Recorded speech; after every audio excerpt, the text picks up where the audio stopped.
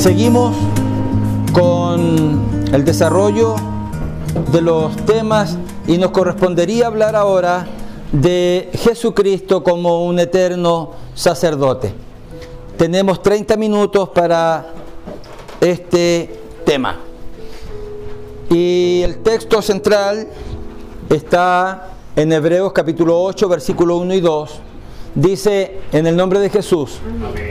Ahora bien, el punto principal de lo que venimos diciendo. Todo lo anterior, todos los capítulos del 1 al 7, se vienen enumerando varias cosas importantes. Pero ahora, sobre todas esas cosas, el escritor de Hebreos dice, de todo eso que venimos diciendo, hay un punto que es principal. Hay un tema que es central en todo esto. ¿Y cuál es ese? Que tenemos tal sumo sacerdote. Ese tal está tomando a Jesús, es una expresión que busca mostrarlo por sobre todos los otros sumos sacerdotes que hubieron. Es darle un lugar exclusivo, un lugar de suma importancia, el cual se sentó a la diestra del trono de la majestad de los cielos, ya lo conversamos al principio de eso, ministro del santuario y de aquel verdadero tabernáculo. Es decir, este edificio que nosotros acabábamos de conversar hace un momento, que tenía el lugar santo, santísimo, el atrio, etcétera, etcétera, eso, hermanos, no es lo verdadero. Eso es figura de algo verdadero. Y ese verdadero tabernáculo lo levantó el Señor y no el hombre. Ni Aholiab, ni Bezalel, ni Moisés, sino que el Señor levantó ese tabernáculo, y en ese tabernáculo que levantó el Señor, que es un tabernáculo especial, se necesita también un sumo sacerdote especial. Ahora, sumo sacerdote en latín significa, se escribe sumus sacerdos. Sumus significa más alto, supremo, y sacerdos significa sacerdote o ministro religioso. Vuelvo a recalcar acá el tema del sumo pontífice. Sumo pontífice, el único sumo pontífice que hubo, hay y habrá, se llama Jesucristo. Amén. No hay otro.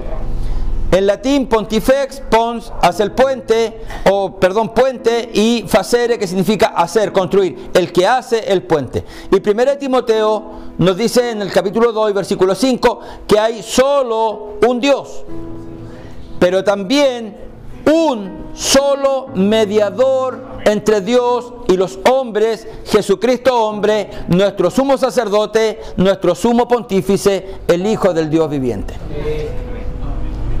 Vamos a ver algunas características del sacerdocio arónico. Primero, el sumo sacerdocio arónico, el sumo sacerdote es elegido por Dios y tiene que ser de la casa de Aarón. Hebreos 5:4. Segundo, este sumo sacerdote es el líder religioso más importante en Israel. Ojo, entre paréntesis dice ahí, solo esa nación, diciendo que el resto de las naciones no gozan de esta forma de tener un acercamiento con Dios. Tercero, acerca el pueblo a Dios mediante sacrificios y representa a Dios ante el pueblo. Por eso es mediador. Hebreos 5:1. Cuarto, era un cargo hereditario. Aarón fue sumo sacerdote, murió Aarón, vino su hijo, murió su hijo, siguió su hijo, y así, la casa de Aarón. 5. Moisés ungió a Aarón con aceite y vistió las ropas sagradas a él y sus hijos. Esto es muy importante porque más adelante tenemos un tema donde vamos a hablar del ungido. 6. El día de la consagración, cuando se nombra a Aarón sumo sacerdote y se nombra a sus hijos como sus compañeros en el ministerio, ese día intervino un becerro para expiación de Aarón y sus hijos. Hubo un carnero que fue sacrificado y se lo comieron los sacerdotes, se alimentaron de ese cordero. así como nosotros hoy nos alimentamos de Cristo en la cena del Señor. Ahora, ellos comieron, se alimentaron de Él. Y el otro carnero fue sacrificado y se tomó la sangre. ¿Para qué? Esto es muy importante. Esto está en Levíticos capítulo 8, versículo 23. Se tomó la sangre de ese otro carnero y se untó el lóbulo de la oreja derecha, se untó el pulgar de la mano derecha y se untó con sangre el pulgar del pie derecho. Esto tenía un símbolo. Usted puede decir que tiene eso de especial que se haya hecho. Muy importante. En el lóbulo de la hoja derecha es para que el sumo sacerdote escuche la voz de Dios. En la mano derecha es para que él tenga acceso y derecho a tomar lo sagrado o a ministrar lo sagrado, y en el pulgar de su pie derecho para que él camine con Dios. Ahora, avanzamos. El sumo sacerdocio arónico tiene limitaciones. ¿Cuáles son estas? Primero, la muerte impide la continuidad de un mismo sacerdote. Y de un sumo sacerdote a otro hay un cambio. Mire, por ejemplo, Aarón, cuando fue nombrado sumo sacerdote, seguramente habían algunos que eran contemporáneos con Aarón, que se criaron desde chico con él, fueron amigos, se conocían, ¿cierto? Y luego ahora Aarón es sumo sacerdote. Entonces hay una cercanía con él. ¿Por qué? Porque se conocen de toda la vida. Pero el tema es que llega un momento en el que Aarón ya no está. Y cuando Aarón no está, tiene que venir su hijo. Pero ese hijo ahora es más joven que Aarón, por ende los contemporáneos de Aarón ya no tienen la misma cercanía en el punto de vista humano. Puede esto ser también un motivo en el que yo no le voy a abrir mi corazón así tan fácil al sumo sacerdote y contarle mi defecto y mucho menos mi pecado. Me va a costar un poco más. Eso sucedía en el sumo sacerdocio arónico. Sin embargo, nosotros en Cristo podemos plenamente confiar. Cristo no cambia, no necesita un sucesor porque Él es eterno. Ahora, es exclusivo de la tribu de Leví, el sumo sacerdote. Mención especial, esto es muy importante. ¿Recuerda la historia de Israel cuando se dividen los reinos? Cuando se dividen los reinos, ¿qué es lo que sucede? De que el templo estaba en Jerusalén. Y ese templo tenía que ser ministrado por sacerdotes. Amén. El problema es que la tribu de Leví estaba en el reino del norte. Porque lo único que estaban en el reino del sur eran Judá y Benjamín. Fueron las únicas dos tribus que quedaron en el sur. Pero en el reino del norte están las otras 10, entre las cuales está también Leví. ¿Y cómo se iba a ministrar ahora las cosas en el templo? No podía Roboam decir, ya yo me voy a inventar sacerdotes. Ah, pero ¿qué pasó allí? Dice aquí que y los sacerdotes y levitas que estaban en todo Israel, cuando se produce la división del reino, se juntaron a él desde todos los lugares donde vivían, porque los levitas dejaban sus ejidos y sus posesiones. Ellos tenían los ejidos, son los terrenos que ellos tenían fuera de las ciudades. Habían ciertos, creo que eran como 2 kilómetros, y esos terrenos eran para los levitas. Pero ellos dejaron todo eso, dice aquí, y venían a Judá y a Jerusalén, pues Jeroboam y sus hijos los excluyeron del ministerio de Jehová. El primer rey de Israel, ¿qué es lo que hizo? Dijo, ok, yo voy a hacer mi propio sacerdocio. Yo voy a colocar mis sacerdotes a mi confianza, a lo que yo quiero hacer. Los excluyeron. ¿Qué hicieron los levitas? Y esto fue de Dios también, para que los levitas pudieran ahora tomar sus cosas, dejar sus tierras, dejar sus pertenencias, todo lo que tenían, y se van a Jerusalén a ministrar en el templo de Dios. Por lo tanto, el sacerdocio que tiene el templo en Jerusalén es el sacerdocio correcto, es el verdadero. Sin embargo, el sacerdocio que tienen en el reino del norte es un sacerdocio que nunca mandó Dios. ¿Perdón? Claro, Jeroboam lo creó, y lo creó a medida de lo que a él se le ocurrió solamente. Ahora, cuarto, la ministración es solo del santuario terrenal, lo cual resulta insuficiente para perfeccionar a quienes practican aquel culto. Recuerden que una vez al año tenían que pedir perdón por los pecados, que todos los días tenían que ir a pedir perdón por los pecados. Entonces no era algo que pudiera perfeccionarlo, sino que tapaba el pecado, pero volvía a aflorar por otro lado. Así que, sin embargo, hay un sacerdocio que es el que tiene Cristo, y que es el sacerdocio según el orden de Melquisedec. Para todos aquellos que están esperando que aclare quién es Melquisedec, no lo voy a hacer porque uno no es el tema. Puedo tener mi aprensión como usted la suya, pero no es el tema, si no nos faltaría una semana más de estudio. En este sacerdocio, hermanos, que es según el orden de Melquisedec y que tiene la siguiente característica. Miren, aquí más que el personaje, más que decir, pero ¿quién es Melquisedec? Mejor centremos nuestra atención en las características que tiene este sacerdocio. ¿Cuáles características son estas? Que es un sacerdocio eterno.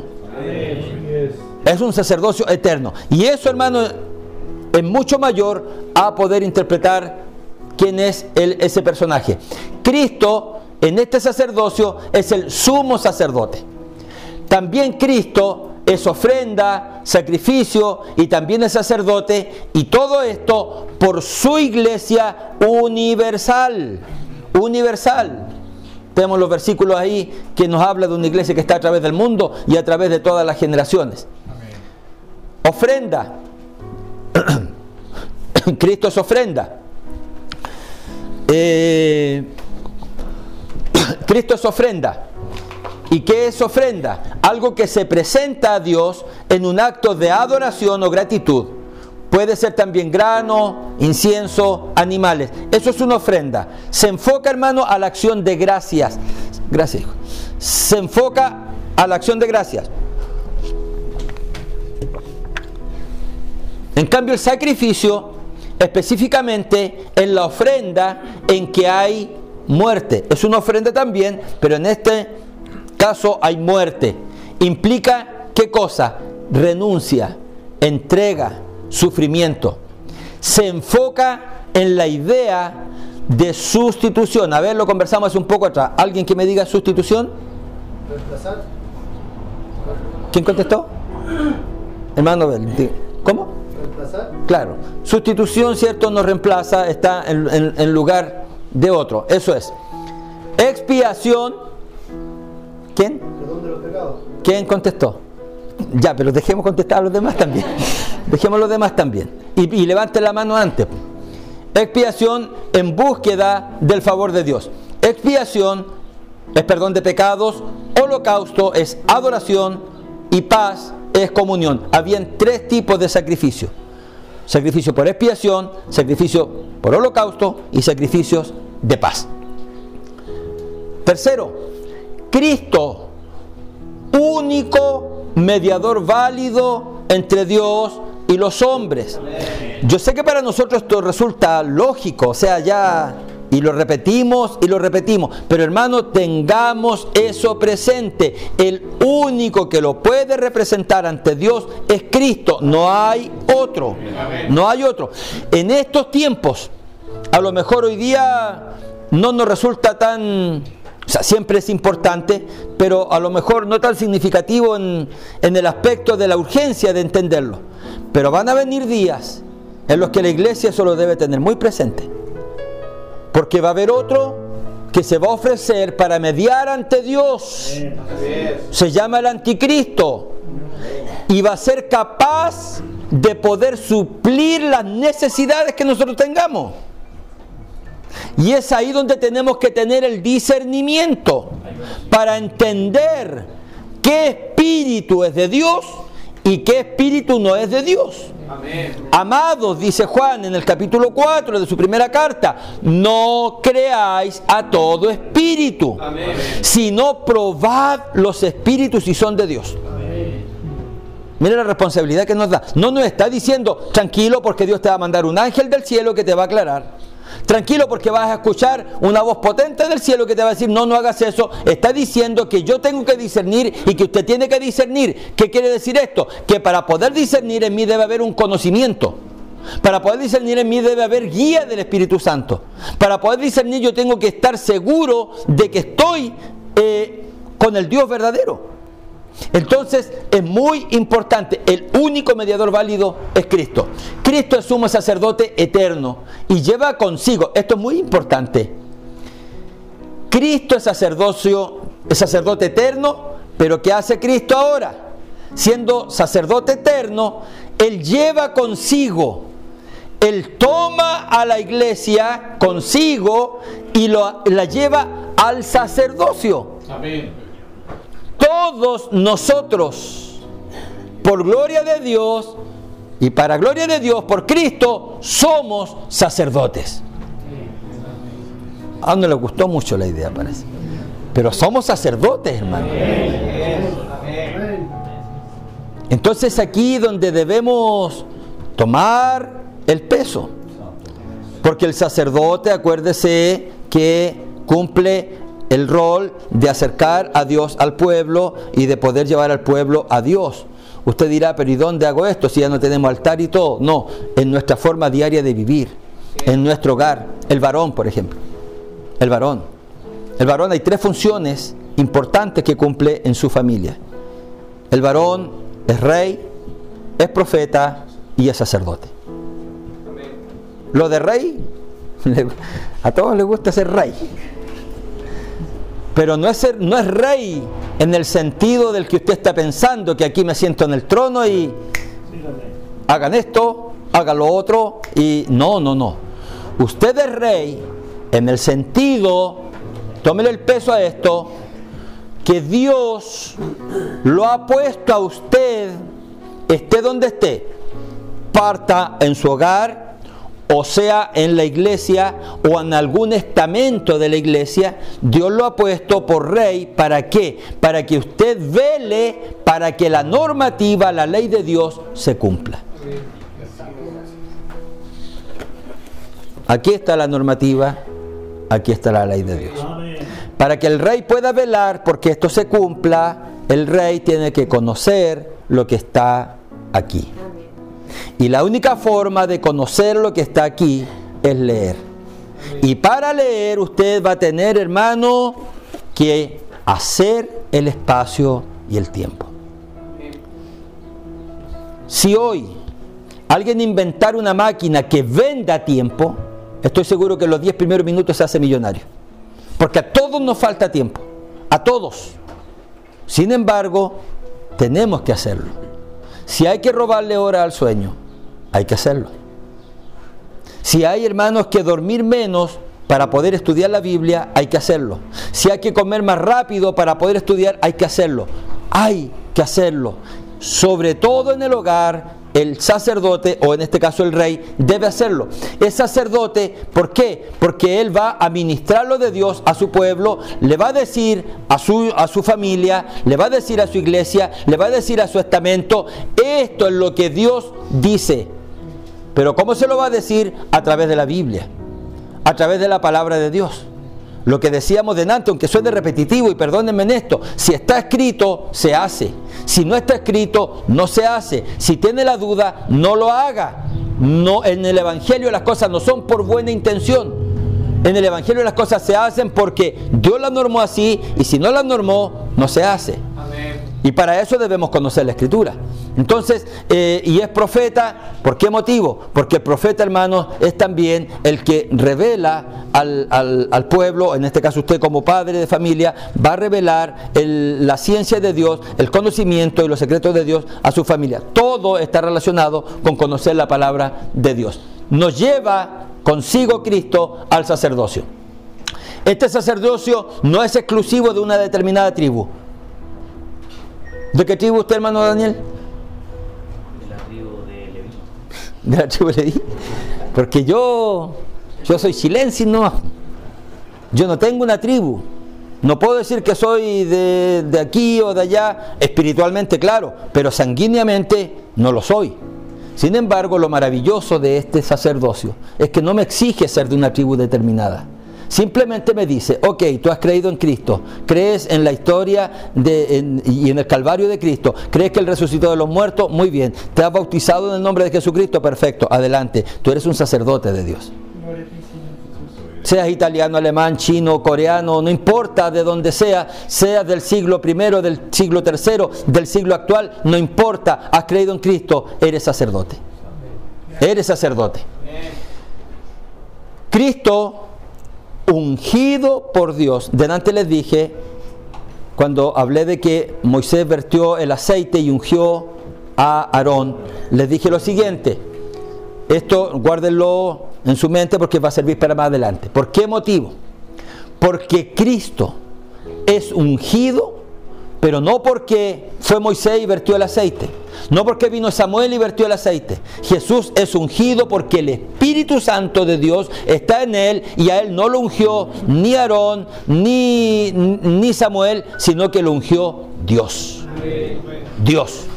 Ahora, la iglesia ungida con el Espíritu Santo para ejercer el sacerdocio dado por Cristo de la orden de Melquisedec. Usted no tiene el sacerdocio arónico, hermano. El sacerdocio que está en usted es el sacerdocio de Melquisedec. ¿Y por qué está el sacerdocio de Melquisedec en usted? Por Cristo. Porque Cristo es sumo sacerdote, Él nos constituye sacerdote y lo hace de acuerdo al orden que Él tiene. Y el orden que Él tiene es el de Melquisedec. Aunque el sacerdocio de Cristo es eterno, Él ha sido eternamente sumo sacerdote, sin embargo entra en ejercicio después de su ascensión al cielo. Él muere, resucita, va a los cielos y comienza el ejercicio de su sacerdocio. Hay un texto en Hebreos 6:20. En Hebreos 6:20, abran un poquito las puertas, hermano, para que se ventile la sala. A ver si... 6:20, donde Jesús entró por nosotros como precursor, hecho sumo sacerdote para siempre según el orden de Melquisedec. ¿Qué es un precursor? ¿Qué es lo que está diciendo aquí? Que Cristo entró en los cielos, llegó al lugar santísimo como precursor. ¿Y qué significa precursor? Precursor es el que va delante y prepara el camino a la iglesia, hermano. Cristo entró allá, ¿sabe para qué? Para que usted y yo pudiéramos entrar después de Él. Él es el primero en entrar allá para que usted y yo podamos llegar al trono de la gracia. Entonces, correcto. Ahora, Cristo, consagrado por su propio sacrificio, es una muerte necesaria. Cuando ha nacido su hijo o su nieto, usted ve a ese bebito y ¿qué es lo que dice? Ojalá, no, que él sea, no sé, carpintero como su papá, que él sea pastor como su papá, que él sea qué sé yo. Tiene proyectos para ese bebé. Sin embargo, cuando nace Cristo y llega al templo donde está Simeón, Simeón toma a ese niño en brazos y lo que dice de él es esto: primero glorifica a Dios porque le ha permitido con sus ojos ver su salvación, pero luego dice: una gran espada traspasará tu alma. Le dice esto a María, porque este niño está puesto para levantamiento y para caída de muchos, de muchos. ¿Por qué motivo? Porque la muerte de Cristo es necesaria y es el único que ha nacido con el objeto o con la finalidad de morir. Es el único que nació para eso, para morir. Él estaba destinado a morir. Para eso vino a este mundo, para poder morir. Lo puede leer en esos versículos. Ahora, Cristo ministra el verdadero santuario, el celestial, y Cristo vive para siempre y es santísimo. ¿Tenemos algo más del sumo sacerdote? Cristo es para nosotros. A ver, vamos a repasar esto. Uno a uno, sí, no en coro. Cristo es nuestra sustitución. ¿Quién? ¿Quién me responde qué es sustitución? De sustituto. No, pero hermano, pero levanten la mano Y, ya, hermano diácono. De sustituto. Sustituto, usted había dicho, ya. Sustituto, no sustituye. Luego, redención, ¿quién lo va a contestar? Que redime. La redención, es decir, redime, pero ¿qué es? ¿Qué es redimir del pecado? El que pagó el precio. El que pagó, el que nos compró. Redención es compra. Él paga un precio y nos compra. Remisión. Alguien que levante la mano. Ya, a ver. No. No. La remisión. A ver, una oportunidad más. Ya, con esto se van a acordar. ¿Alguna vez escribieron cartas a ustedes? ¿Alguien escribió cartas? ¿Ah? ¿Y atrás qué le ponía? Remite. ¿Para qué era ese remite? Si no encontrara el destinatario, se devuelve. Remisión. Remitió nuestros pecados. Tomó nuestros pecados y Él los remite, los vuelve hacia el olvido de Dios. Los lleva al olvido de Dios y Dios se olvida de nuestros pecados. Entonces, en cierta forma, claro, borra nuestros pecados, pero el borrar los pecados tiene que ver también con expiación, con un montón de otras cosas. La remisión es eso. Van nuestros pecados al olvido de Dios y el Señor nunca más se acuerda de ellos. Así que ojo con eso, con el perdón que le pedimos al Señor. Nosotros a veces vamos y le pedimos perdón al Señor por pecado que he cometido hoy, ¿cierto? ¿Me perdonará el Señor? Si yo le pido con un corazón humilde, sincero, ¿sí? Perfecto. Pero mañana no puedo arrodillarme otra vez para volverle a pedir perdón por esta misma causa, pues, si Él ya me perdonó.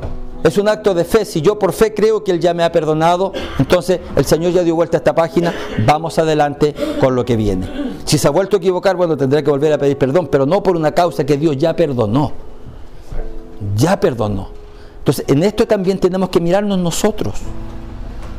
Cuando nosotros hemos visto una obra restauradora en alguien, entonces, creamos que Dios perdonó también.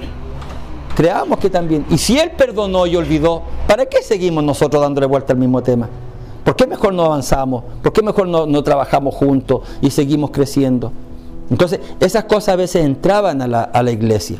Entonces, Cristo en nuestra remisión de los pecados que cometimos cuando estábamos en el mundo, y si alguien hoy ha cometido pecado frente a Dios, que no debiéramos cometerlo, pero si alguien, hermano, cedió ante la tentación del diablo, entonces ahora tenemos un abogado que nos va a defender de esa causa.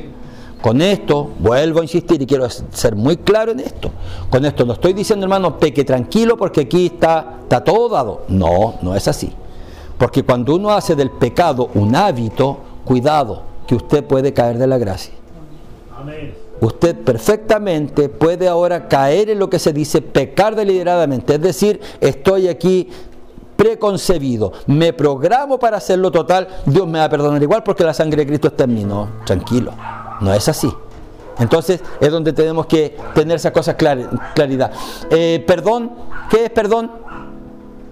Olvidar. Olvidar. Perdón es olvidar. Reconciliación. Hacer la paz. Hacer la paz. Hermano diácono. Hacer la paz. Cristo nos reconcilia con Dios. Justificación. También. Ser declarado justo. Ser declarado justo por la justicia de Cristo. Es decir, lo que hablábamos de antes, cubre nuestra desnudez con su vestimenta y Él carga, es como intercambiar papeles.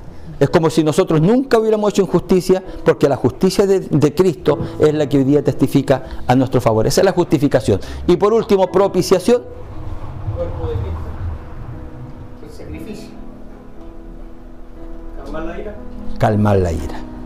La propiciación es calmar la ira de Dios mediante la sangre de Cristo. En resumen, el sumo sacerdocio de Cristo es completo. Cristo es ofrenda, Cristo es sacrificio, Cristo es sacerdote, Cristo es pontífice, Cristo es intercesor. Ese es el tema del sumo sacerdote. nos quiere... Sí, por supuesto. Surge una consulta y que ha sido motivo de alguna conversación, algún intercambio de opiniones con respecto a cuando nosotros decimos, en el caso del bautismo, por ejemplo, cuando bautizamos a una persona. Amén.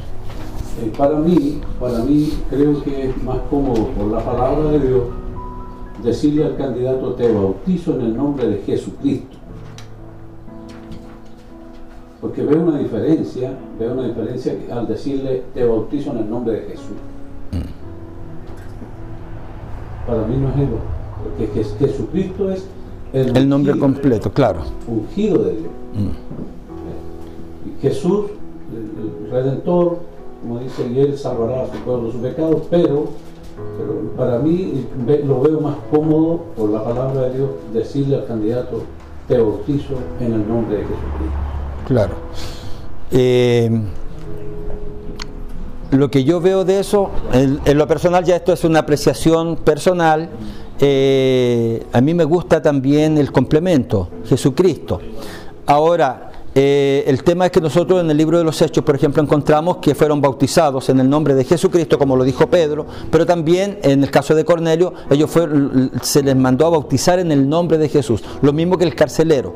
Entonces, el carcelero de Filipo también no dice ahí, ¿o sí? No se nombra el nombre de Jesús, dice que se les mandó a bautizar nomás. Pero en el caso de Cornelio sí clarito dice, y les mandó a bautizar en el nombre de Jesús. O los 12 que estaban en Efeso, también en el nombre de Jesús. Entonces se utilizan las dos, hermanos diáconos. Ahora, si nosotros miramos la Reina Valera, la antigua, dice, y bueno, las antiguas versiones dicen Jesús el Cristo, que después se unió y quedó como Jesucristo. Pero antiguamente se decía Jesús el Cristo, como para dar, como dice usted, connotación al ungido. Correcto. Pero el nombre que fue dado es Jesús. Es Jesús. Entonces, pero salen las dos, como dice usted, las dos partes lo hecho, tanto bautizado en el nombre de Jesús como en el nombre de Jesús, el Cristo, que finalmente se une y queda Jesucristo. Claro. Ahora ese es un tema, como le digo, obispo, a mí también me agrada más ensamblarlo, claro, ensamblarlo ahí. Pero yo no sé, Pastor Joaquín, ¿usted qué piensa? Aquí más que nada los pastores. Mire, yo siempre me inclino por la Jesucristo, porque considero que es más complementario. Ya. Perfecto. Así que, bueno, tema ahí a conversar y poder unificar en eso. Ahora, lo importante es, al menos, que cuando nosotros digamos Jesucristo o digamos Jesús, en nuestra fe nos estamos refiriendo al mismo. Nos estamos refiriendo al mismo, y en ese caso la obra del nuevo nacimiento es válido en ambos casos. Creo que estamos listos con eso. ¿Alguien más quería decir algo? ¿Pastor Juan? ¿El pastor Eliel? Sí. Que viene la mano. No sé si los pastores del presbiterio se acuerdan, años atrás, unos pastores bautizaban en el nombre de Jesús, otros en el nombre de Jesucristo.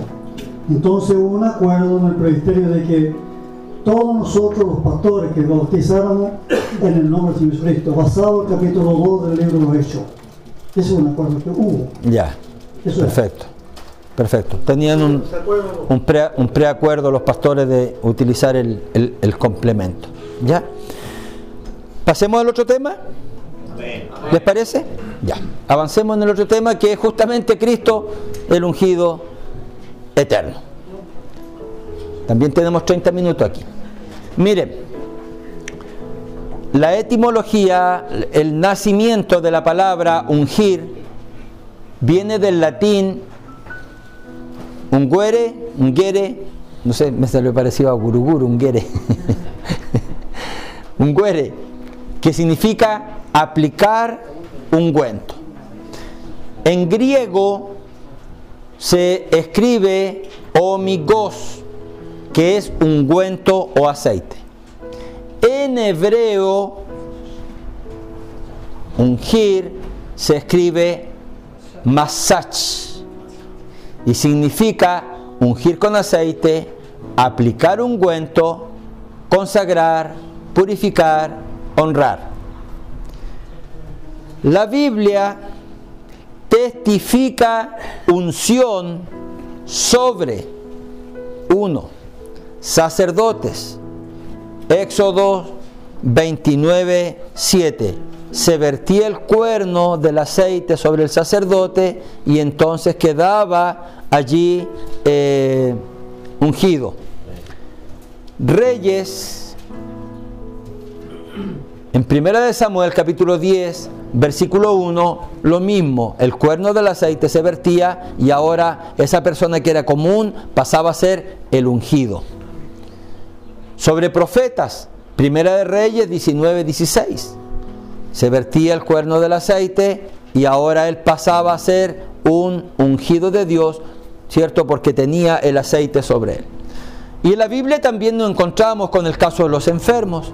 En los días del Señor Jesús se ungían algunos enfermos con aceite, y para la iglesia también se dice, ¿cierto?, que hay una práctica para sanidad del físico, del cuerpo, que es el ungimiento con aceite. Ahora, importante, al derramarse aceite sobre los anteriores, bien pueden llamarse ungidos. Recibieron el aceite, pueden ser llamados ungidos. Avanzamos. Ungido. Antes hablamos de ungir, ahora hablamos de ungido. En latín, untus significa ungido o aplicado con ungüento. En griego, Christos. ¿Le suena más familiar esa palabra? Christos significa ungido, Mesías. Tiene su raíz en crio, que significa ungir o aplicar ungüento. En hebreo, ungido se dice Masiayash, ungido o Mesías, de la raíz sin vocales MSHCH, y se relaciona con la idea de aplicar o extender algo. En español, ungido viene del latín unctus, que es persona o cosa ungida con aceite consagrado. Así llega a nuestro idioma. Derivados de ungido tenemos en hebreo, Mesías está en hebreo, que se escribe Masiyach. Mesías lo conocemos nosotros. En el griego, Cristo, que viene del griego Christos, y del latín unción, que viene del latín unctio. Entonces, de acuerdo a lo que nosotros venimos conversando, si el rey recibía el cuerno del aceite y el profeta que había sido enviado ponía sus manos sobre él, ¿en qué calidad quedaba ese rey? Era el ungido. Por eso David decía, yo no voy a extender mi mano sobre el ungido de Jehová. Y lo mismo pasa con los sacerdotes y lo mismo pasa con los profetas. Es decir, bien pueden ser llamados ungidos. Avanzamos. De acuerdo a todo lo anterior, entonces podemos encontrar muchos ungidos, muchos Mesías o muchos Cristos, en el caso de los sacerdotes, de los profetas y de los reyes. Sin embargo, la Biblia señala el camino hacia alguien especial. Es un ungido diferente, a quien se refiere como, decía mi hermano diácono recién también, Jesús el Cristo. La versión antigua dijo, así lo escribían, Jesús el Cristo. ¿Qué significa esto? Que está señalando a alguien en particular.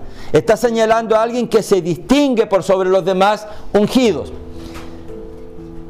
El ungido, el Cristo, el Mesías.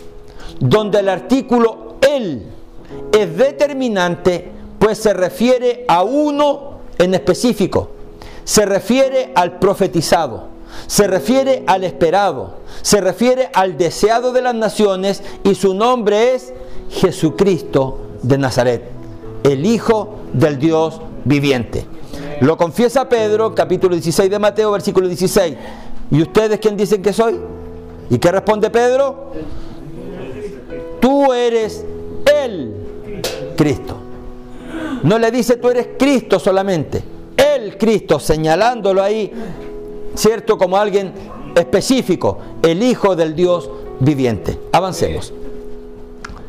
Diferencia entre los ungidos y el ungido. Primera de Samuel 16:13 dice: y Samuel tomó el cuerno del aceite y lo ungió en medio de sus hermanos. Y desde aquel día el Espíritu de Jehová vino sobre David. Se levantó luego Samuel y se volvió a Ramá.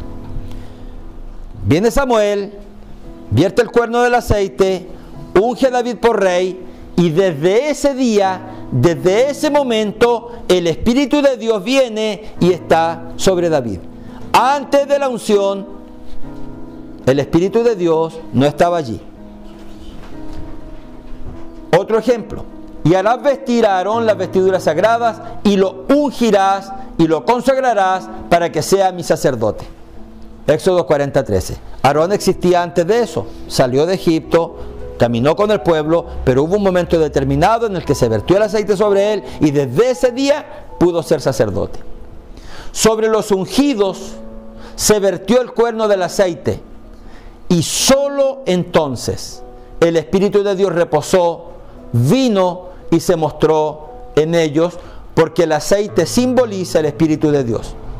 Sin embargo, sobre el Cristo, sobre nuestro Señor Jesucristo, no se vertió el cuerno del aceite como símbolo, sino que el mismo Espíritu de Dios estaba, está y estará en él. Ya no fue un símbolo, fue lo real. El Espíritu vino sobre él. Sobre los otros ungidos, un símbolo de aceite hacía que esto que Cristo tiene en su esencia pasara, ¿cierto? Y viniera a ellos a través de este proceso. Sin embargo, en Cristo no. Él está ungido por Dios. Él lo ha ungido con el Espíritu Santo. Avanzamos.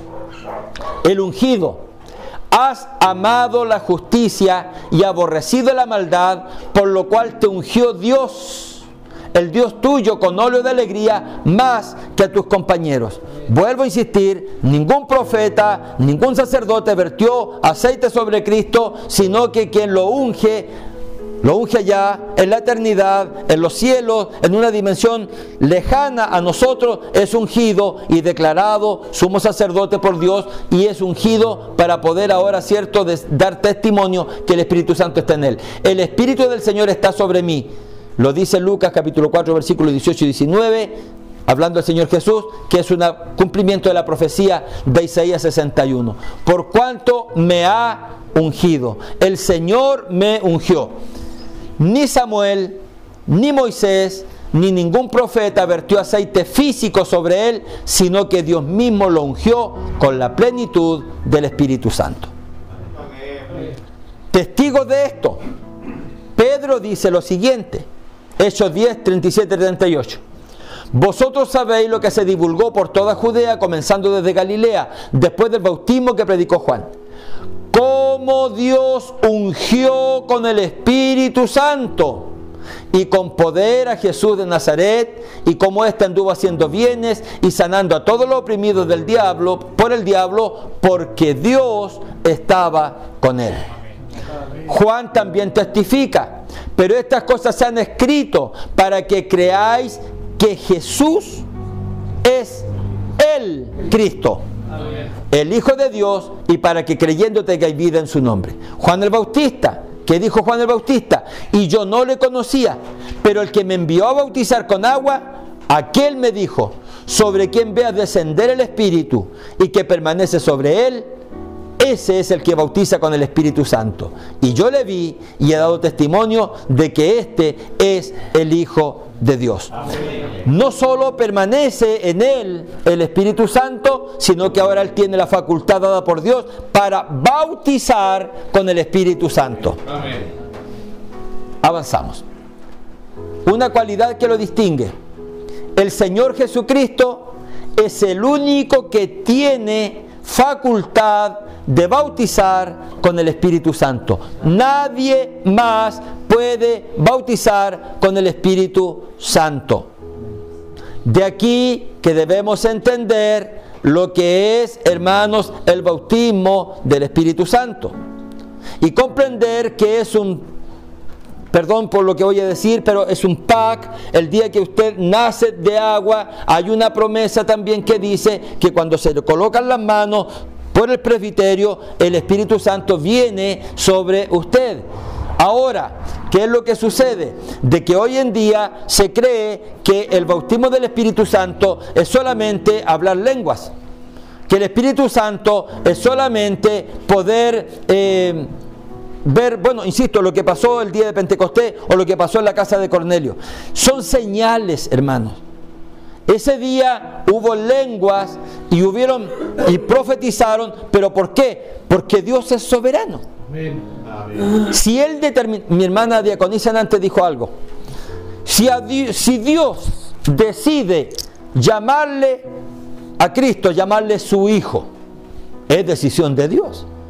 Yo le llamo mi hijo porque Dios es soberano, y ser soberano no pide explicaciones a nadie, no da explicaciones a nadie, sino que Él puede hacer de acuerdo a lo que Él determina porque es soberano.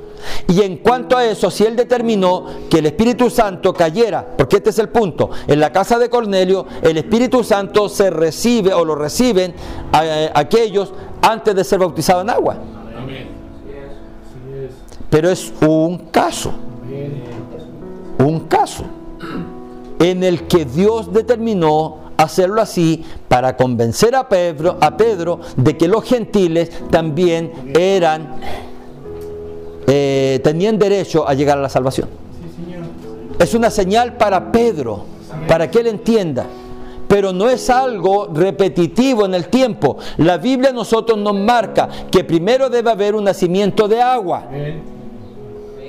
Una vez que se produce el nacimiento de agua, cuando el traje es nuevo, entonces ahora el vino nuevo se coloca en odres nuevos.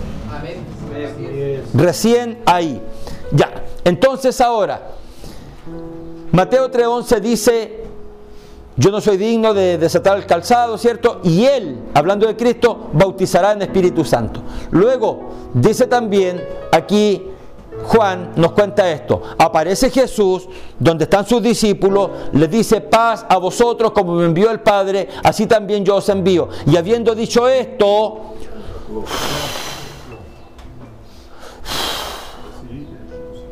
recibí del Espíritu Santo. Una aclaración. Juan 3:17 dice: y cuando Jesús subió del agua, subió. Primero, ¿qué significa eso? Que si subió es porque había estado bajo el agua. Primera prueba que el bautismo es por inmersión. Subió del agua, se abren los cielos, viene el Espíritu Santo en forma de paloma y se aposenta sobre Cristo.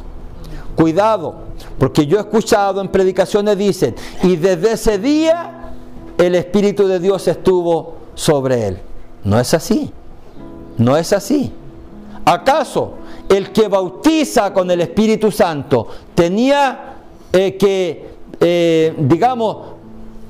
comenzar su ministerio para que recién ahí venga el Espíritu Santo? ¿No fue él engendrado por el Espíritu Santo? ¿No estaba él nombrado desde antes, por lo cual te ungió el Dios tuyo con el Espíritu Santo?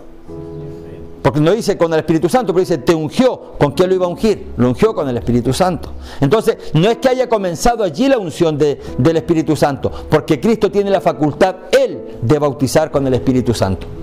Pedro les dijo: arrepentido y bautícese cada uno de vosotros en el nombre de Jesucristo para perdón de los pecados, y ahora recibirán el don del Espíritu Santo.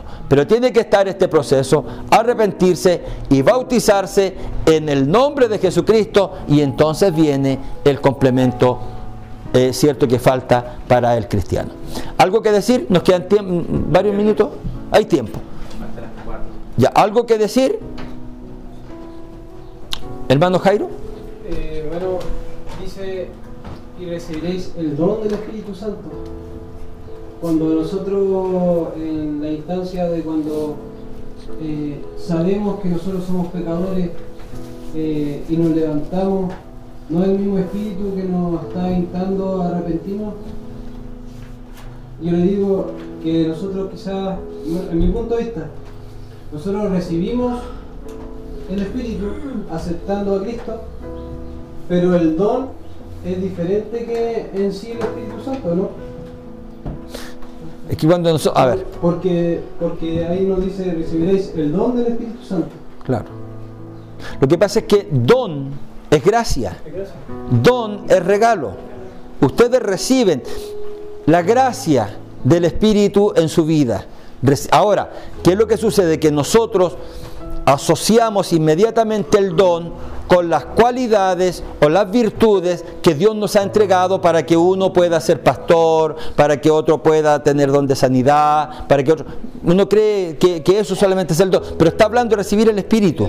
Es que venga el Espíritu, que la gracia del Espíritu Santo, o la gracia de Dios, se manifieste en usted a través del Espíritu y pose en usted. Claro, eso es. ¿Algo más que decir? Hermano David. Sí, respecto a lo que también comentaba nuestro hermano Jairo, siempre ha habido una confusión. Un tema es que el Espíritu Santo nos convence de pecado y puede obrar, ¿no es cierto? Pero lo que aquí apunta la Escritura es la promesa de que el Espíritu Santo va a habitar en nosotros. Esa es la diferencia. Claro. Porque el Espíritu Santo sí obra en el mundo y puede incluso amonestar incluso al impío, pero no es que el Espíritu mora en ellos, solamente Él se está manifestando. Entonces una cosa es hablar sobre la manifestación del Espíritu Santo y otro aspecto es que el Espíritu Santo habite en los hijos de Dios. Amén. Muy importante aclaración. ¿Algo más que decir? Estos temas son como más rápidos, más dinámicos. Estaríamos con eso, con el ungido. Nos quedaría el resumen del libro de Hebreos. Aquí ya estamos entrando a la parte final. Ya, vamos al último punto, que es el resumen del libro de Hebreos.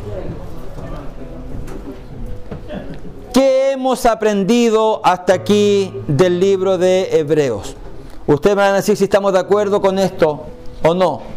En primer lugar, el libro de Hebreos nos ha enseñado que Cristo es superior a la historia. Cristo es superior a la historia. Cristo es superior a los profetas. Cristo es superior a los ángeles. Cristo es superior a Moisés. Y Cristo es superior al reposo sabático, al reposo de la tierra prometida y al reposo de las obras.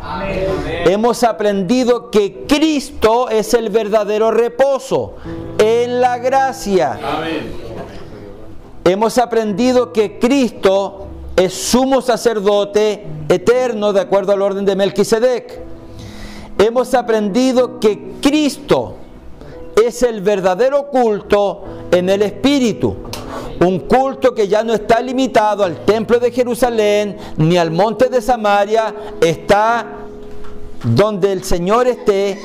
Nosotros vamos a poder rendir culto a Dios. El nombre de Jesucristo nos abre las puertas y nos hace llegar al trono de la gracia.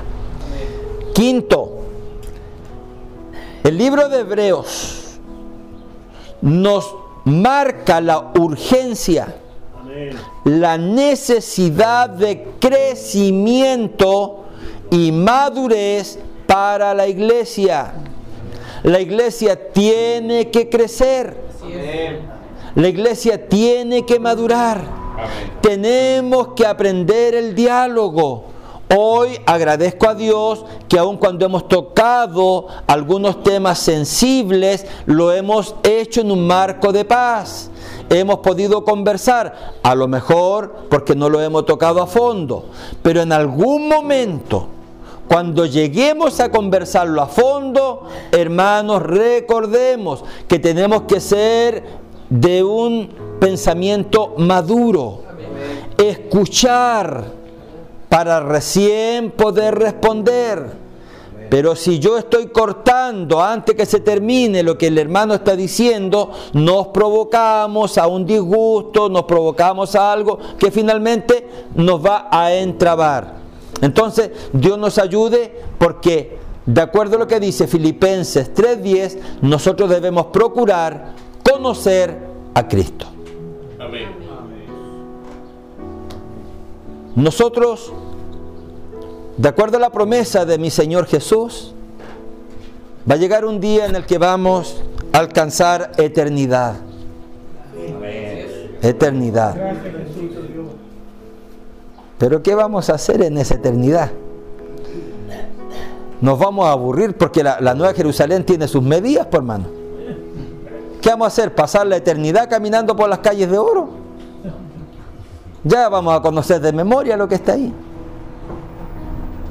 Hay algo que nunca vamos a dejar de hacer, y es conocer a Cristo. Cada minuto que pasemos con Cristo, tenemos algo nuevo que aprender de Él. Cada segundo, si en el reino de los cielos existiera tiempo, y pudiéramos decir los segundos o los minutos, vamos a estar aprendiendo algo nuevo de Cristo. Si pudiéramos encumbrarnos allá. Imagínense que hubiéramos estado con el apóstol Juan. Cuando ve a este personaje que tiene esos sellos, o ese rollo con 7 sellos, y dice que nadie, ni en el cielo, ni en la tierra, ni debajo de la tierra, podía tocar el libro, ni siquiera mirarlo. Ni siquiera mirarlo. Y yo lloraba mucho, dice Juan. Había una angustia porque él quería saber. Ustedes conocen el resto de la historia. No llores. He aquí el león de la tribu de Judá, la raíz de David. Él ha vencido y tiene la facultad de mirar, tomar, desatar y declarar lo que está en esos sellos.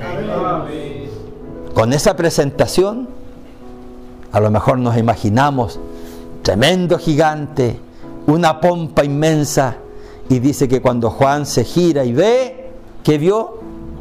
Un cordero como inmolado, con las cicatrices, con las heridas.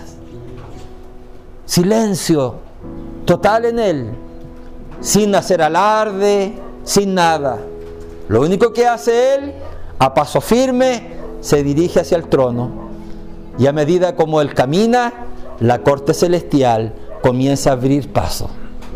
Y yo me imagino que hay ángeles, querubines, y cuando viene el cordero empiezan todos a echarse para atrás, y no solo se echan para atrás, sino que ahora doblan su rodilla, se postran, los ancianos se sacan las coronas, las colocan a su paso, y Cristo avanza, hermano. Si pudiéramos encumbrarnos allá nosotros, ¿cuántas cosas veríamos de Cristo? ¿Cuántas? Pero un día vamos a ver eso, y muchas cosas que ni siquiera suben en nuestra imaginación. Con Cristo lo tenemos todo. A usted no le falta nada, hermano o hermana. Ahora, necesidad de crecimiento y madurez para la iglesia. Es una necesidad. Tenemos que aprender a dialogar, a conversar, a escuchar, a no tener miedo a que el hermano tenga una visión distinta a la mía. Tenemos que abrirnos a eso. ¿Qué gracia sería que llegáramos acá, pero yo quiero escuchar o que ustedes digan lo que yo quiero que ustedes digan? A veces puede ser que mi personalidad, mi carácter, mi determinación, de alguna forma usted lo intimide, para que usted pueda decir si en realidad, y para no tener problemas conmigo, mejor me hace sentir, ¿cierto?, que está de acuerdo con lo que yo estoy diciendo, pero dentro de usted está pensando otra cosa. No es ninguna gracia eso. Nosotros tenemos que aprender, hermanos, a conversar. Sé que hay temas que son difíciles, lo leíamos al principio. referente a esto, hay mucho que decir, pero difícil de explicar. Difícil de explicar. Entonces, por sobre todas las cosas, cuando lleguemos a ese punto en el que estamos viendo distinto, hermanos, que nos una el Calvario, que nos una el sacrificio de Cristo. Y consideremos lo siguiente. Una vez le puse un ejemplo a mi hermano en Malalhue, hoy lo hago a ustedes. Mire, mi hermano Daniel está a este lado y ustedes están a ese lado. Si yo le dijera a ustedes, descríbanme esta Biblia, ¿cómo me la describen ustedes? ¿Qué me dirían? Es una hoja blanca, tiene letras, tiene números, ¿cierto? Pero si yo le digo al hermano Daniel, descríbame esta Biblia, hermano Daniel. Es de color negro. Está de cuero. De cuero. Cuero fino. Ya. ¿Se da cuenta? Pero usted me va a volver a decir, el hermano Daniel está loco. ¿Cómo hacer eso si tiene letras, tiene números, está escrita? Y el hermano está diciendo que no tiene letras, no tiene números, que es negra y que es de cuero.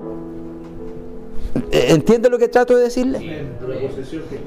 Nosotros a veces, hermanos, nos pasa eso. Lo sagrado de Dios, lo que no entendemos, lo miramos de perspectivas distintas. Podemos estar diciendo lo mismo, hablamos de lo mismo, hablamos del mismo Dios, el mismo. Solo que estamos mirando de acuerdo a entendimientos distintos, grados de crecimiento distintos, y es ahí donde debemos aprender. ¿Cómo vamos a dilucidar las dudas? ¿Cómo lo vamos a comprender? Cuando lo que digamos esté cimentado en la palabra de Dios. No es por el que yo creo, no es por el que yo pienso, no es por el que es que yo me imagino. Usted no puede dar argumentos sólidos, doctrinales, si es un yo pienso, yo me imagino. Obispo. Bueno, como nota curiosa nomás le pasó a Pablo en Atenas, pasando y mirando vuestro santuario y era también un altar. Al Dios no conocí. Amén. Al que vosotros adoráis, pues sin conocerles al que yo le amo. Amén. Claro, él traía el fundamento de la doctrina, la palabra de Dios, y había muchos filósofos y de todas creencias, y bueno, y tal vez a veces nosotros nos pasa eso, nos falta. Tal vez no adoramos otro Dios, pero sí debemos conversar. Amén. Ponernos de acuerdo, y que estoy muy de acuerdo con eso. Amén. Pongámonos de acuerdo. Amén. Amén. Así que, importante, acordémonos de eso. Cuando escuchemos la contraparte o lo que el otro hermano está diciendo, antes de descalificarlo o antes de calificarlo de esta o de esta otra forma, antes de aquello, pensemos que estamos hablando del mismo Dios y que a lo mejor estamos mirando de perspectivas diferentes. Uno de los puntos grandes que tratábamos delante, bueno, sí puede tener principio el verbo, no puede tener principio, por ejemplo, ese es un tema, pero tenemos el Espíritu de Cristo y si lo conversamos con paz y armonía, sé que el Señor nos va a dar un punto de encuentro. Pastor. Desde el punto de vista de los mismos apóstoles, ellos, cuando está escrita la palabra de Dios, los 4 libros, para un mismo hecho, hay variaciones en el desarrollo. Para uno es importante un detalle y para el otro no. Y en uno de los ejemplos está que dice saliendo de Jericó y el otro dice entrando a Jericó. Claro. Desde el punto de vista que lo vemos. Si estaba claro. en el sur, él ve que va saliendo, pero si ve que está en el otro lado, él dice viene entrando, porque lo ve que está en la entrada. Incluso los relatos son diferentes para un mismo hecho, pero no el hecho es el mismo. Incluso en un libro dice que los gadarenos era uno y en el otro dice que... Estaba acordándome de eso, sí. ¿Por qué? Porque están vistos lo que consideraba uno más importante que lo otro, pero los dos relatan el mismo hecho. Pero si nosotros vemos el ganadero, lo importante es que el resultado es el mismo. Todos los espíritus entran al hato de cerdo y se van al mar. Claro. Claro. Que sea uno, sean dos. Claro. Perfecto. Ese es el tema. Entonces, o la forma de escribir de los evangelistas. Por ejemplo, Juan se centra mucho en mostrar a Jesús como el Hijo de Dios. Lo que Él quiere es que nosotros lo conozcamos como el Hijo de Dios. Mateo lo explica de otra forma, resalta otro, pero todo esto es dado por el Espíritu. El Espíritu de Dios que nos quiere mostrar a Cristo de distintas formas. Pastor Juan. Sí, solamente, mira, agregar. Yo justamente me quiero tomar del texto que está el pastor Ruiz. A veces nosotros tenemos que encargarnos más que nada de la predicación, predicar a Cristo, que refutar de los púlpitos, por ejemplo, otra doctrina. Por ejemplo, destazar, tú eres calvinista, arminiano, adventista. O sea, muchas veces utilizamos el púlpito para atacar y no predicar a Cristo, porque si yo veo a Pablo cuando hecho Atenas, no les dice, mira, idólatras, mire todo esto Dios, sino que llega al final y con una sabiduría tremenda presenta a Cristo. Amén. Entonces nosotros, nuestro púlpito, más que atacar, es presentar a Cristo. Amén. Predicar el Evangelio, que atacar y que refutar. Porque ahí se nos acaban los argumentos y caemos en estas contradicciones y predicamos mal. Amén. Entonces nuestro mensaje de ese lugar debiera ser predicar el Evangelio, la doctrina de Cristo, y yo creo que esta es la forma. Amén. Y atacar. Amén. Dios le bendiga. Ya, avancemos otro puntito más. ¿Qué más aprendemos en el libro de Hebreos? Aprendimos la importancia de la fe. Esto lo tienen anotado en el manual. Hay un escrito que habla de la fe. Y habla de la fe como un instrumento de la gracia. Y hay un ejemplo bien práctico que está puesto allí. ¿Cuál es este ejemplo? Cuando usted tiene sed, abre el grifo, abre la llave y toma agüita. ¿Ya? Y toma agüita.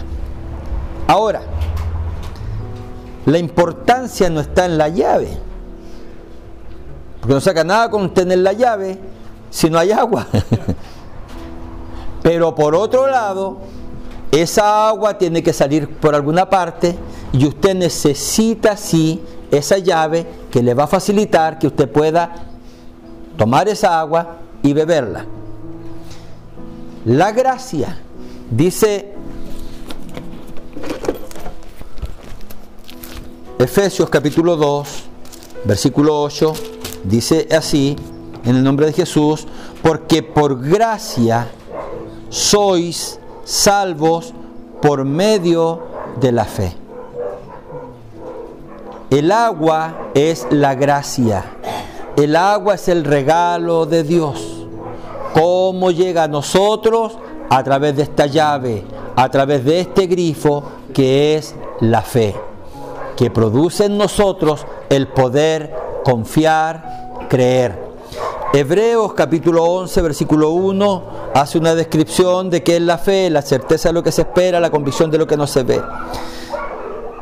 La fe, hermanos, tiene tres elementos que son muy importantes. El primero de ellos es el conocimiento.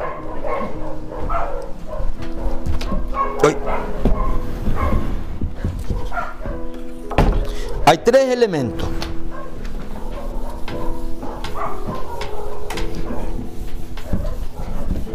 Cuando nosotros hablamos de la fe,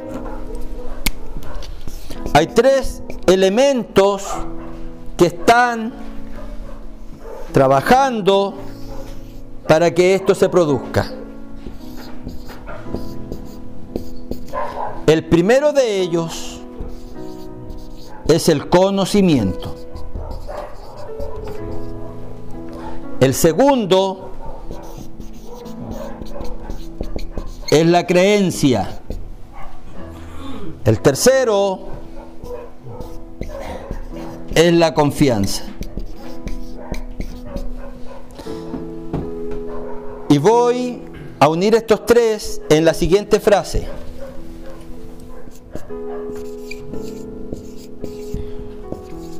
No se puede confiar. No se puede confiar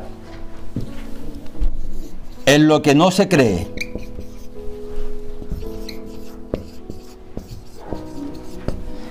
Y no se puede creer,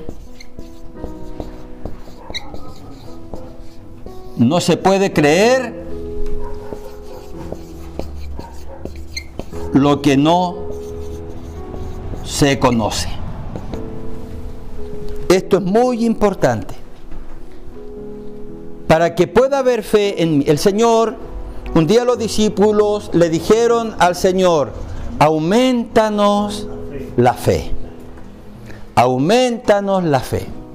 La fe no es el maná que cae del cielo. La fe no es el agua que sale, que usted va a golpear la roca y va a salir agua. No es eso. La fe es un músculo, si se puede mirar así, que usted va a tener que irlo trabajando para que pueda desarrollarse. Pero para que este músculo se pueda desarrollar, estos elementos tienen que trabajar conjuntamente para producir fe. No se puede confiar aquí. Me voy a apoyar aquí en este púlpito porque tiene firmeza. Entonces yo me apoyo confiado. Si yo viera que esto se está tan... aquí no me puedo apoyar de la misma forma. ¿Ustedes ven cómo se mueve esto? Yo no me voy a ir con la misma confianza aquí que acá, porque aquí algún chasco me puede pasar. ¿Me entiende? La confianza es eso. Es poder descansar.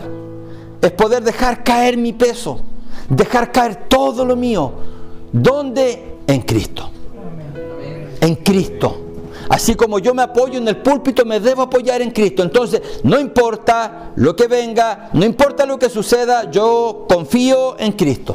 Yo creo que Cristo, ese pensamiento estaba tan arraigado en los discípulos que hacía que aunque cuando sus cuerpos estaban molidos por los golpes y estaban metidos en la cárcel, en el calabozo de más adentro, sin embargo ellos cantaban a Dios. Cantaban a Dios. Lleva hombre a decir como Pablo: yo no solamente estoy dispuesto a ser atado en Jerusalén, sino a morir por la causa de Cristo, porque yo sé a quién he creído. Yo sé a quién le he creído. Maten este cuerpo, pues destruyan este cuerpo, pero hay un edificio eterno que me espera en los cielos. ¿Me entiende? Entonces, no se puede confiar, hermanos, en lo que no se cree. Pero para que yo pueda confiar en Cristo y descansar a ese nivel, tengo que creer en Cristo. Es imposible. Si yo no creo en Cristo, no voy a confiar en Cristo. Y para que yo pueda creer en Cristo, tengo que conocerlo. ¿Y cómo lo conozco? Ahí lo pueden leer después en el manual ustedes. Romanos capítulo 10, versículo 17 o 7 o 17, se me pierden siempre. La fe viene por el oír, y el oír por la palabra de Dios. A medida como usted lee, a medida como usted va encontrando que una viuda no tenía qué comer y que le debía plata, el marido murió y la dejó endeudada, y ahora vienen los acreedores y van a quitarle sus hijos para llevarlos como esclavos, y entonces la Biblia me cuenta que el siervo de Dios le dice: anda y pide vasijas y trae. ¿Qué tiene en la casa? Un poco de aceite, pero no importa, tráemelo, y comienza a vaciar ese aceite. Se llenaron todas las tinajas. La Biblia me lo cuenta. Amén. Y si Dios hizo eso allá, ¿no podrá abrirnos puertas a nosotros, hermano? ¿No podrá? La Biblia me cuenta que en un momento Jesús dice: denle de comer a la gente. Uy, ¿cómo? Ni con 200 denarios alcanza para darle de comer a todo esto. Y luego llega Andrés al lado y dice: Señor, pero aquí hay algo. ¿Qué tenemos? 5 panes y 2 peces. ¿Qué hubiéramos dicho nosotros, hermano? ¿Qué hubiéramos dicho? Quédate calladito y lo repartimos. No sé. Pero ahí está el que puede hacer posible lo imposible. Hagan que se recueste la gente. Padre, gracias porque hoy nos diste 5 pancitos, 5 panes, sí, y 2 peces. Gracias por esto. Pero ahora vamos a partir este pan. Y comienza a darle a uno, y comienza a darle a otro, y van 100, 200, 1000, 3000, 4000, 5000, sin contar mujeres y niños. Comieron todos, quedaron satisfechos, y cuando miraron, sobraba harto. Junten todo, que no se pierda nada. 12 cestas llenas. Si la Biblia me cuenta eso, yo lo leo. Hermano, la Biblia impacta de tal forma en mi cerebro Así es. Así como impacta todo lo que usted le dedique tiempo. Si usted a su cerebro le dedica TikTok todo el día, o internet todo el día, o juegos todo el día, es lo que su cerebro va a tener. Si usted la nutre todos los días de que los problemas y que aquí, que allá, eso lo va a dominar. Sin embargo, si usted llena su cerebro de lo que es la palabra de Dios, la palabra de Dios impacta en usted, hermano. Empieza a producir cambios. Usted no se da ni cuenta cuando enfrenta alguna situación en la vida, el Espíritu Santo ahí, y le recuerda, esto dice la Biblia, y yo voy a estar tranquilo. Y yo voy a estar tranquilo. Me acuerdo, ¿quién me contó un testimonio sencillo, por ejemplo, en una oportunidad en Lanco? Un testimonio que tiene que ver con la hermana Ivette, con la mamá de mi hermano diácono. Hicieron un bautismo, no sé, algo así, y se repartieron por las casas después para que vayan a comer. Y resulta que llegan allá y había una ollita. Bueno, si una ollita nomás no era más lo que había de comida. Pues llegaron muchos comensales, pues, hermano. Y algunos se asustaron porque ¿qué iban a hacer con... ¿Cómo iban a atender a los hermanos? Y la hermana le dijo, hermanos, tranquilos, así miren, vamos a pedir la bendición si Dios va a multiplicar esto. Dice que comieron todos los que llegaron, hermano. Gracias, y esa olla no se terminó. No se terminó. Gloria a ti, Jesús. Pero eso también estaba en la Biblia. La Biblia también me habla de eso. Entonces, hermano, no se puede confiar en lo que no creo. Y yo no puedo creer en lo que no conozco. Soluciona esto. Conozcamos a Cristo. Y cuando veamos su obra, vamos a creer en Él. Y a medida como nos aferremos a Él, voy a confiar. Y voy a dejarle todas mis cargas al Señor, todas, porque Él dijo, vengan a mí todos los que estén trabajados y cargados, yo los voy a hacer descansar. Aquello en lo que usted ve que no hay salida, Cristo tiene la salida. Amén. Cristo tiene la salida. Eso es fe. Eso es fe. Yo sé que el autor de Hebreos lo escribió mucho más lindo y dijo, es pues la fe, la certeza de lo que se espera, la convicción de lo que no se ve, pero he querido darle esta pincelada para que puedan mirar también de aquello. ¿Dónde estábamos? Casi por terminar ya. Casi. La importancia de la fe como un instrumento de la gracia. La disciplina de Dios por su palabra. La disciplina. Nosotros tenemos una versión limitada a un aspecto de la disciplina. Es parte de la disciplina, pero no lo es todo. ¿Cuál es esta? El castigo o la sanción. Es decir, alguien falla, entonces el hermano va a ser puesto en disciplina. Pero el término disciplina es como muy general para referirse solamente a esa situación. Porque disciplina no solo corrige, la disciplina también enseña, la disciplina, hermanos, también me lleva a la obediencia. La disciplina para la iglesia está aquí. Esta es la disciplina de Dios, es la palabra de Dios. Disciplina,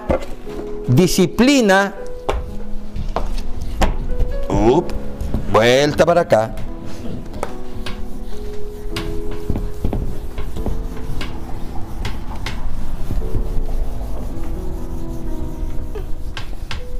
Disciplina comparte una raíz en su etimología con la palabra discípulo. Disciplina y discípulo comparten una misma raíz. ¿Qué es un discípulo? Un discípulo es el que aprende de otro. La disciplina es un proceso de aprendizaje o es un proceso de enseñanza. Por lo tanto, en esto, la disciplina, hay tres aspectos en los que debemos mirarla. La vamos a mirar en la enseñanza o instrucción, la vamos a mirar en el sujetarse o someterse o cumplir con lo que se está enseñando, lo que se está aprendiendo, pero a la vez también en la corrección. en la corrección. Nosotros nos hemos fijado mucho más en esta parte solamente, que no está mal porque es parte de la disciplina, pero hay otros dos aspectos de la disciplina que también hay que mirarlos, porque la disciplina, hermanos, hace razón con ¿qué? Con poder estar en un proceso de aprendizaje, de enseñanza. ¿Para qué? Para que nosotros podamos ser como el maestro. No sé nada de gafitería, voy a ir a un curso de gafitería. ¿Quién me va a enseñar? Un gafiter, obviamente. Y ese gafiter me va a enseñar para que yo aprenda ¿qué? Gafitería. Por lo tanto, lo que el maestro hace es lo que yo voy a repetir. Mientras yo haga lo que él hace, yo voy a aprender gafitería. Pero si yo no hago lo que dice el maestro, yo nunca voy a aprender gafitería. Podré estar ahí, pero no voy a aprender. Es lo mismo. En el Evangelio, nosotros, hermanos, estamos aprendiendo de la Biblia. Aprendemos aquí no solo para crecer intelectualmente, no solo para crecer en un grado de conocimiento teórico, sino que yo estoy leyendo la Biblia y aprendiendo de la Biblia para ser como Cristo. Para ser como es Él. Entonces creo que debemos razonar un poco y pensar a veces, a ver, ¿y cómo lo haría el Señor aquí? ¿Cómo solucionaría Cristo esto? ¿Qué es lo que haría? Porque recordemos que Cristo nos muestra distintas facetas. Él tiene una faceta en la que como cordero cierra su boca, incluso cuando la abre, aun cuando está en la cruz dice, Padre, perdónales porque no saben lo que hacen. Pero también nos muestra una faceta donde el celo de Dios puede más y Él entra al templo y donde encuentra a los cambistas. ¿Por qué hacían negocio ahí? Porque venir de tierras lejanas con un cordero al hombro para ir a presentar ofrenda, no, pues salía más cómodo. ¿Qué cosa? Comprarlo en Jerusalén, pues. Comprarlo. Habían unos que iban a ofrecer sacrificios de paz, compraban tórtolas, palominos, otros compraban corderitos, qué sé yo, distintas cosas. Entonces estaban los comerciantes ahí. Pero si un cordero costaba en precio normal 50,000 pesos, ellos vendían a 150. Entonces venía el penitente, el que quería pagar su sacrificio, y le decía al comerciante que estaba ahí, véndeme un cordero porque voy a llevárselo al sacerdote. ¿Cuánto cuesta? 150,000. Oye, eso es un robo, pero si cuesta 50,000. Si no quieres, no. Como era un tema de fe, bueno, voy a pagarte los 150,000. Y pagaba. Y a esos comerciantes que estaban haciendo usura en el templo, es que Cristo los saca a punta de cuerda. Y no fue nada muy amistoso. Porque el celo de Dios pudo más, dio vuelta a las mesas. Miren el escándalo, hermano. Dio vuelta a las mesas, con azote de cuerda lo echó y le dijo, salgan de aquí, porque esta es casa de oración, es la casa de mi padre y ustedes la están haciendo una cueva de ladrones. Se van todos de aquí. Entonces, la Biblia nos muestra que Jesús tiene una faceta, tiene otra faceta, y es así. Y tenemos que ir conociendo del Señor. Entonces, ayúdenos nuestro Dios para entender esta palabra, disciplina. Yo quiero ser como Cristo y voy a tener que saber aplicar el criterio de Cristo, la mente de Cristo que va a estar en mí, para también cuando tenga que mostrar mi disgusto en algo, lo voy a hacer. No estoy diciendo con esto que agarremos a patar las mesas y demos vuelta, no, pero en algún momento vamos a tener que también saber golpear la mesa y decir, momento, esto no es así, esto no es así. Y esto no es ningún delito, para que la iglesia no se asuste. Pero ¿cómo el hermano se va a molestar por eso? Claro, cuando las cosas son injustas y cuando las cosas no son rectas en las cosas de Dios. Tenemos el caso de Pablo. Tuvo que reprender a Pedro y no le dijo, hermanito Pedro, por favor, miren, no, le resistí cara a cara porque era de condenar. Entonces nosotros tenemos también que acostumbrarnos a eso, a no fijarnos tanto en el carácter que pueda tener uno u otro, sino cuál es la raíz de lo que está produciendo eso en él. Disciplina, importante también esa palabra. Y ahora sí termino con los últimos 3 puntos, y dice, vida cristiana que agrade a Dios, capítulo 13. Capítulo 13. Vida cristiana que agrade a Dios. Hay un tema importante, mire, como me quedan unos minutos solo para que lo tienen escrito también ahí, pero quiero leer Hebreos capítulo 10. ya estoy terminando. Y el versículo 23 dice: mantengamos firme, sin fluctuar, la profesión de nuestra esperanza, porque fiel es el que prometió. Se escribe allí la profesión. Comúnmente nosotros nos hemos criado con la explicación de que la palabra profesión que se utiliza allí es la palabra profesión de profesional. Y nosotros somos profesionales, en el sentido de como es un profesional alguien que estudia una carrera, que se va perfeccionando en esa carrera, pero no nos está hablando en esa dirección.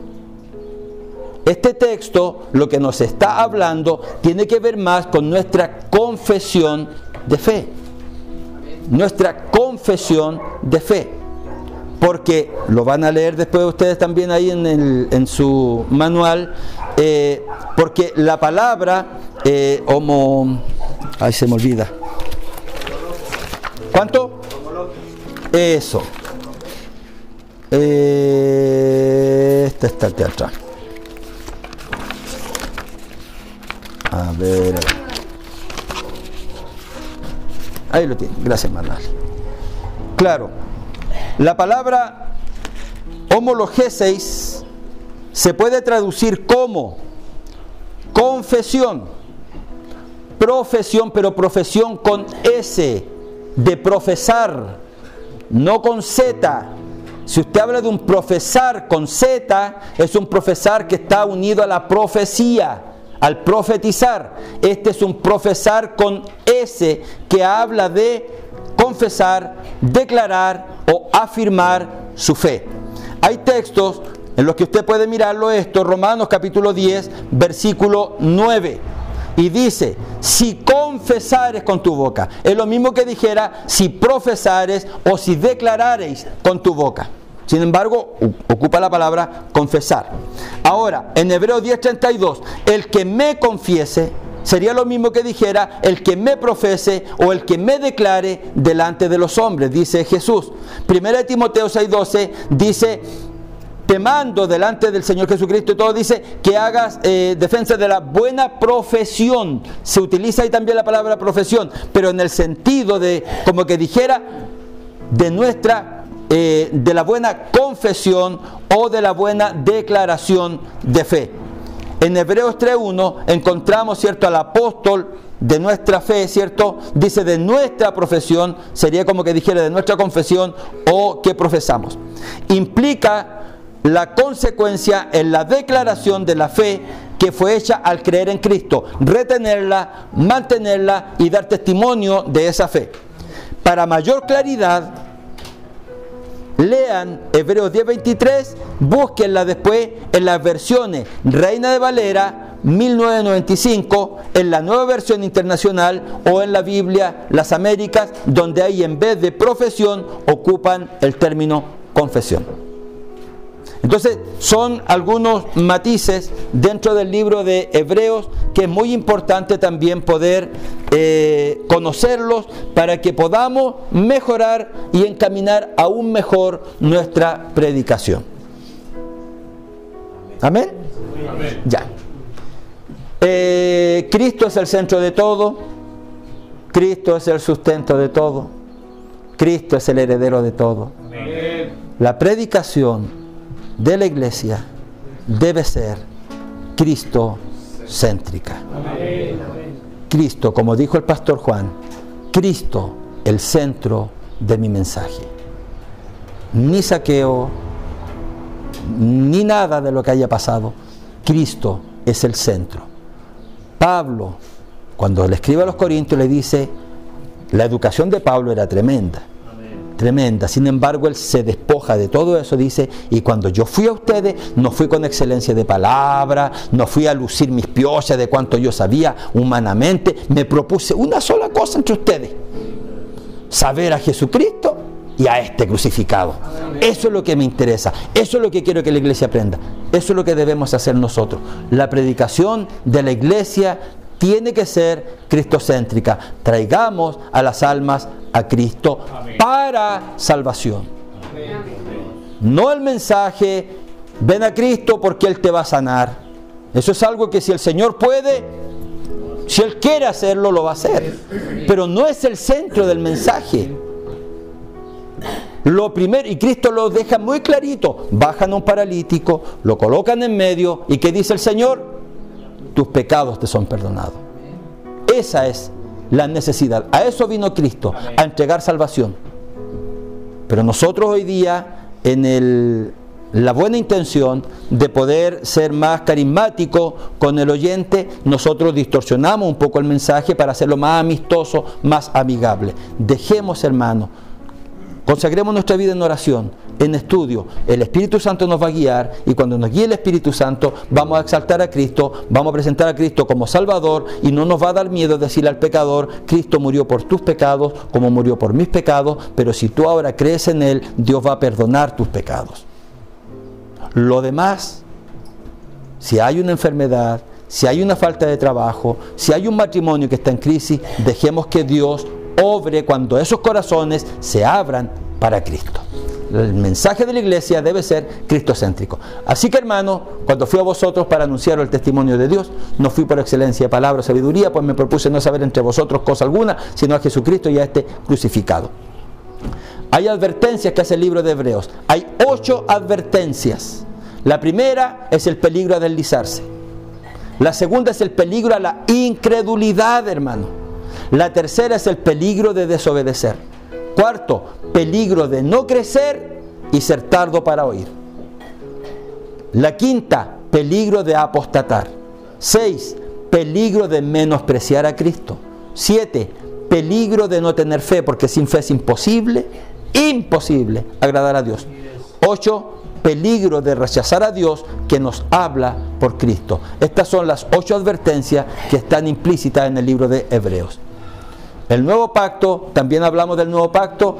En el nuevo pacto los creyentes tienen acceso directo a Dios por medio de Jesucristo. En el nuevo pacto hay una relación personal e íntima con Dios, esto a través de Cristo. Tercero, Dios es presentado como Padre y Jesucristo como Hijo. Amén. Cuarto, la ley se cumple en Cristo. Quinto, el amor rige al creyente.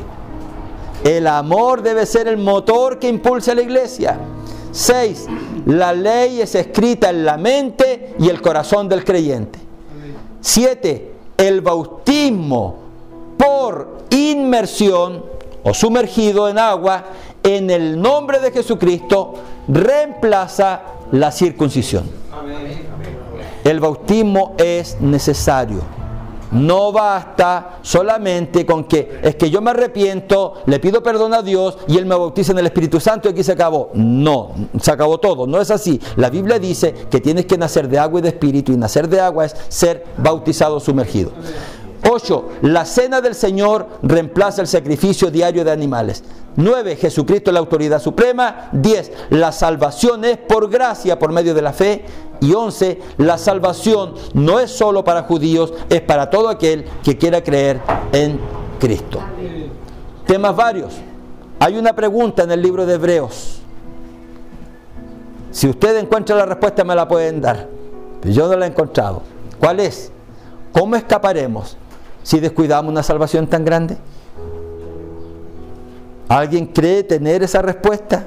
Si descuida la salvación, ¿cree que existe algún método para que pueda escapar? No se puede. Segundo, la fe no se confía en lo que no se cree, no se cree en lo que no se conoce. 3 elementos necesarios: conocimiento, creencia y confianza. La fe, un instrumento de la gracia es el agua, y la fe el grifo por el que sale el agua. Tercero, la disciplina es proceso de enseñanza o aprendizaje. Está vinculado a discípulo. Es corregir, es obedecer, es practicar. La regla es la palabra de Dios. Cuarto, Cristo es el único sumo pontífice. El único que hace el puente y lleva lo terrenal a lo divino. Y es sumo sacerdote eterno, es decir, intercede por nosotros los hombres. Quinto, profesión, viene de profesar que es confesión, declaración o afirmación. 6, eternidad del Hijo. Y 7, lo más importante, en el libro de Hebreos, de todo lo que hemos leído, Cristo es todo. Amén. Dios les bendiga. Gracias por la atención. Mi pastor Loyola está coordinando, así es que en sus manos queda el resto.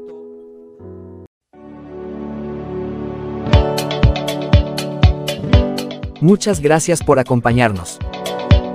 Nos encanta compartir contigo este programa. Te invitamos a que te suscribas a nuestras redes sociales en Facebook y YouTube para seguir disfrutando de este contenido y de la difusión del Evangelio de nuestro Señor Jesucristo. Finalmente se apareció a los 11 mismos, estando ellos sentados a la mesa, y les reprochó su incredulidad y dureza de corazón, porque no habían creído a los que le habían visto resucitado. Y les dijo: Ir por todo el mundo y predicad el Evangelio a toda criatura. El que creyere y fuere bautizado, será salvo, mas el que no creyere, será condenado.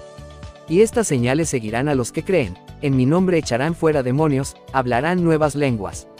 Tomarán en las manos serpientes, y si bebieren cosa mortífera, no les hará daño, sobre los enfermos pondrán sus manos, y sanarán. Y el Señor, después que les habló, fue recibido arriba en el cielo, y se sentó a la diestra de Dios.